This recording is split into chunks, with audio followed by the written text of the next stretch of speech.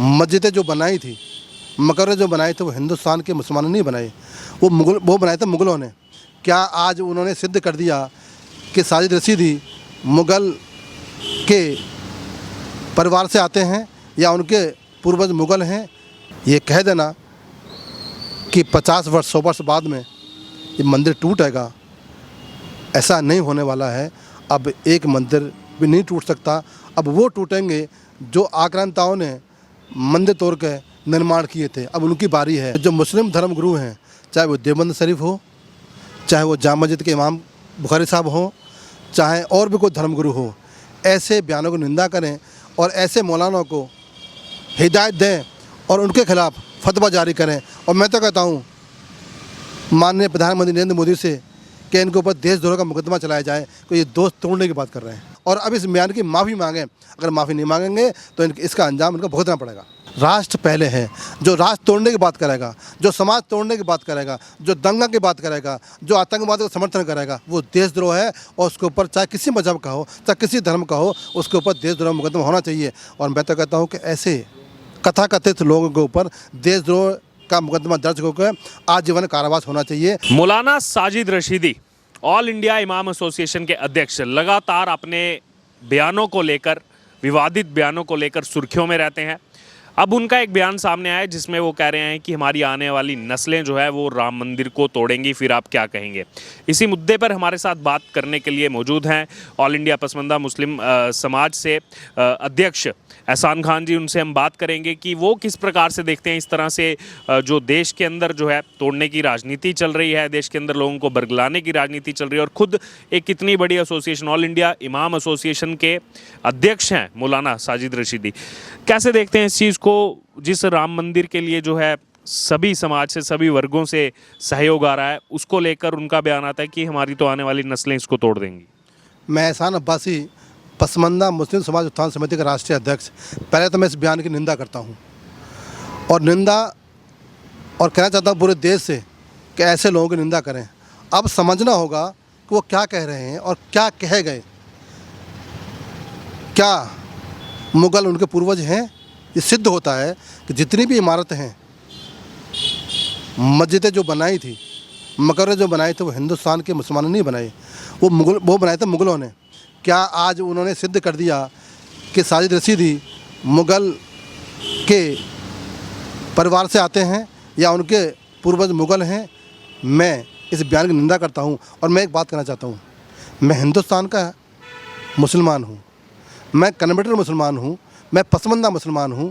मेरा उन मुग़ल ख़ानदान की विरासत से, चाहे वो ताजमहल हो, चाहे वो राम मंदिर की जगह बाबरी मस्जिद बनी हो, चाहे और भी कोई मस्जिद बनी हो, चाहे मकबरा बना हो, वो मेरे लिए और मेरे देश के लिए एक ऐसा चिन्ह है जो हमें गुलामी की एहसास दिलाते हैं। मैं इनके बयान की निंदा करता हूं और खंडन करता हूं ऐसे बयानों का कि ऐसे बयान नया दाएँ, क्योंकि ये लोग देश का सौहार्द, सद्भावना खराब करने की कोशिश करते हैं।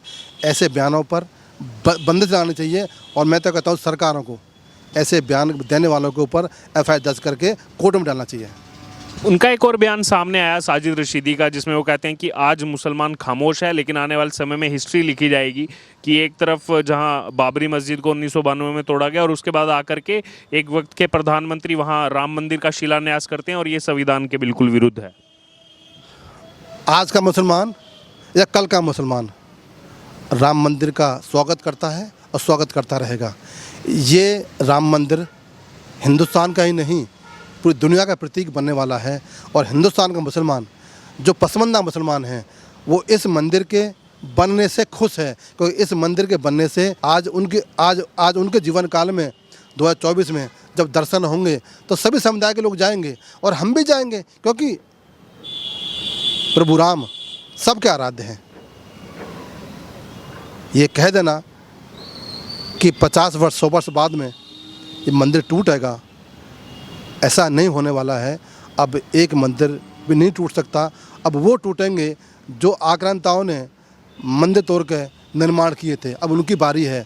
मैं कहना चाहता हूँ आपके माध्यम से, साजिद रशीदी ऐसे बयान की मैं भर्त्सना करता हूँ और ऐसे बयान देने बंद कर दो, क्योंकि ये देश का माहौल, इस देश का जो सौहार्द है, खराब मत करो। अगर तुमने ऐसा किया तो इस देश में रहना आपको दूर हो जाएगा।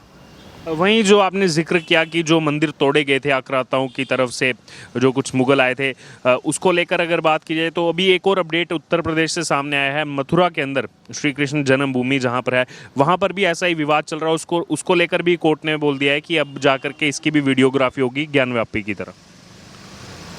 हाँ, सर्वोच्च न्यायालय का जो आदेश आया है वो वीडियोग्राफी का है, जो सच्चा सामने आएगा।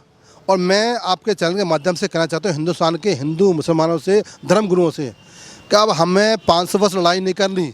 अब दोनों समुदाय बैठकर और तय कर लो, फैसला कर लो कि एक जो देश हित में, राष्ट्र हित में, समाज हित में क्या फैसला लेने वाला है वो फैसला लो। अब हमें कोर्ट कचहरी में नहीं जाना।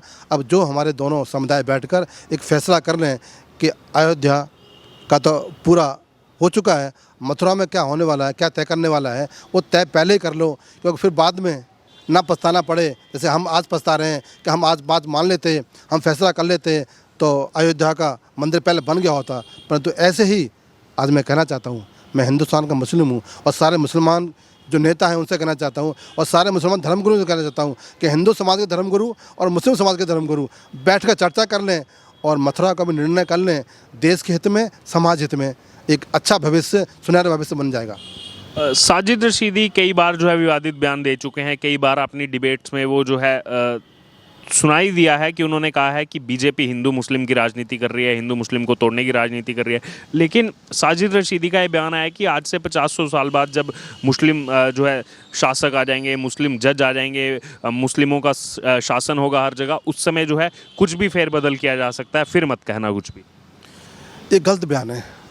मैं इस बयान की निंदा करता हूँ और ऐसे बयानों से नेताओं को बचना चाहिए। ये बयान देश के लिए घातक है, समाज के लिए घातक है और ख़ासकर मुसलमान के लिए घातक हैं, क्योंकि ऐसे बयानों से भेदभाव और दूरियां बढ़ती हैं।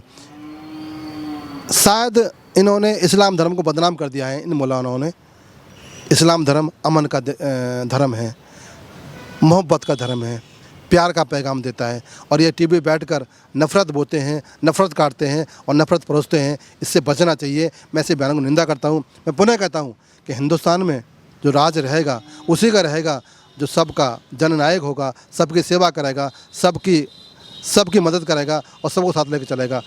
तो मैं फिर कहना चाहता हूँ कि मैं ऐसे बयानों को निंदा करता हूँ और साजिद रशीदी ऐसे बयान देना बंद करो, नहीं तो इसका भुगतान आपको करना पड़ेगा। अगर बात की जाए तो ऑल इंडिया इमाम एसोसिएशन के अध्यक्ष हैं साजिद रशीदी। क्या इमाम एसोसिएशन की जो पूरी की पूरी एसोसिएशन है, बाकी जो ऑफिस बेरर्स हैं, क्या उनकी तरफ से कोई इस पर एक्शन लिया जाना चाहिए? कोई उनकी तरफ से जो है कोई स्ट्रिक्ट एक्शन इस पर होना चाहिए, या फिर वो अध्यक्ष हैं तो सब चुप्पी बना कर रखें? क्या लग रहा है आपको? हाँ, आज मैं अपने होशो-वास में कहना चाहता हूँ कि जो मुस्लिम धर्म गुरु हैं, चाहे वो देवबंद शरीफ हो, चाहे वो जामा मस्जिद के इमाम बुखारी साहब हों, चाहे और भी कोई धर्मगुरु हो, ऐसे बयानों की निंदा करें और ऐसे मौलाना को हिदायत दें और उनके खिलाफ फतवा जारी करें। और मैं तो कहता हूँ माननीय प्रधानमंत्री नरेंद्र मोदी से कि इनके ऊपर देशद्रोह का मुकदमा चलाया जाए, तो ये दोस्त तोड़ने की बात कर रहे हैं। आज जो बात करी इन्होंने, ये तो देश तोड़ने की बात है और देशद्रोह का मुकदमा होना चाहिए। मैं इसका समर्थन करता हूं और अपने इमामों से, अपने बड़े बड़े उलमाओं से और धर्मगुरुओं से कहना चाहता हूं कि इनका बहिष्कार करें, इन पर फतवा जारी करें, ऐसे बयान ना दें, भविष्य में भी ना दें और अब इस बयान की माफ़ी मांगें। अगर माफ़ी नहीं मांगेंगे तो इसका अंजाम इनको भुगतना पड़ेगा।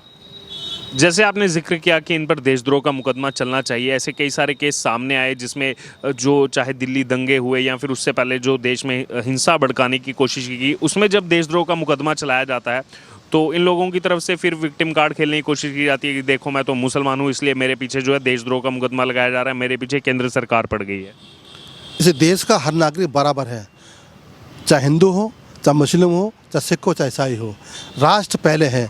जो राष्ट्र तोड़ने की बात करेगा, जो समाज तोड़ने की बात करेगा, जो दंगा की बात करेगा, जो आतंकवाद का समर्थन करेगा, वो देशद्रोह है और उसके ऊपर चाहे किसी मजहब का हो, चाहे किसी धर्म का हो, उसके ऊपर देशद्रोह मुकदमा होना चाहिए। और मैं तो कहता हूँ कि ऐसे कथाकथित लोगों के ऊपर देशद्रोह का मुकदमा दर्ज होकर आजीवन कारावास होना चाहिए, क्योंकि मेरा देश सशक्त समृद्ध हो रहा है, विकसित हो रहा है। अब इनके पेट में खलबली मची हुई है।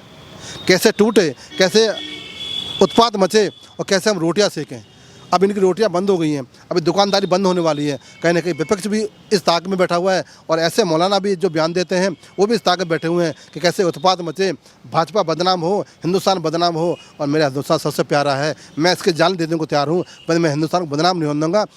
ऐसे मौलानाओं की, ऐसे मौलवियों की मैं निंदा करूँगा और भारत सरकार से और राज्य सरकारों से मैं ये निवेदन करूँगा कि कड़ी से कड़ी सज़ा मुकदमा लिखकर इनको सज़ा दी जाए। अगर बात की जाए जिस राम मंदिर का जिक्र उन्होंने किया कि हो सकता है हमारे बेटे पोते जो है आकर के उसको तोड़ दें, हिस्ट्री एक बनाई जाए, लेकिन राम मंदिर के निर्माण को लेकर जब समाज में जाकर चंदा इकट्ठा करना शुरू किया गया ट्रस्ट की तरफ से, उसमें हमने देखा सब समाज के लोगों ने, सब वर्गों ने बढ़ चढ़ कर हिस्सा लिया, चाहे हिंदू हो, मुसलमान हो, तमाम वर्ग उसमें जो है वो सामने आए ताकि वहाँ पर भव्य मंदिर बनाया जा सके।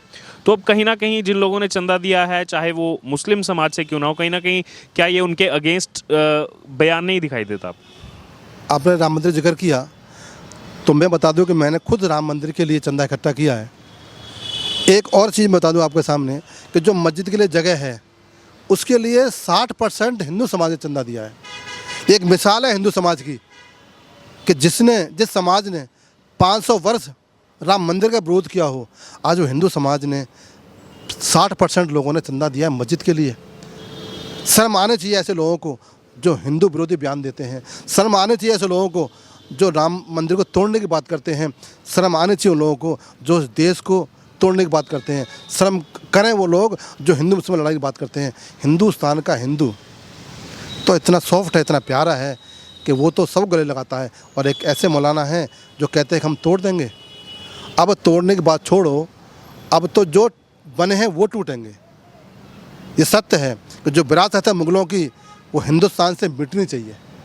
मैं बड़े अपने होश आवास में कह रहा हूँ कि जो विरासत है मुग़लों की वो हिंदुस्तान से मिटनी चाहिए, कि वो हम जब उसको देखते हैं तो हमें गुलामी का एहसास होता है। आज मेरा भारत सशक्त समृद्ध है, आज मेरा भारत दुनिया में अपना वजूद रखता है। आज मेरा प्रधानमंत्री जब देश से बाहर जाता है तो दुनिया रेड कार्पेट पर जाती है, तो वो मेरा मुल्क है। हिंदुस्तान में सबसे ज़्यादा आज जो प्यार मोहब्बत है सभी धर्मों में, सभी पंथों में है, उसको तोड़ने की साजिश ना करें, ऐसे बयानों से वाज आएँ। तो ये थे हमारे साथ ऑल इंडिया पसमंदा मुस्लिम समाज संघ के अध्यक्ष एहसान खान। इन्होंने बताया कि किस तरह से जो साजिद रशीदी के बयान सामने आ रहे हैं उनकी ये कड़ी निंदा करते हैं और उन पर जो है सख्त से सख्त एक्शन होना चाहिए, और जो वो एसोसिएशन के अध्यक्ष हैं, एसोसिएशन को भी उन पर जो है कड़ा संज्ञान लेकर उनके खिलाफ कार्रवाई करनी चाहिए।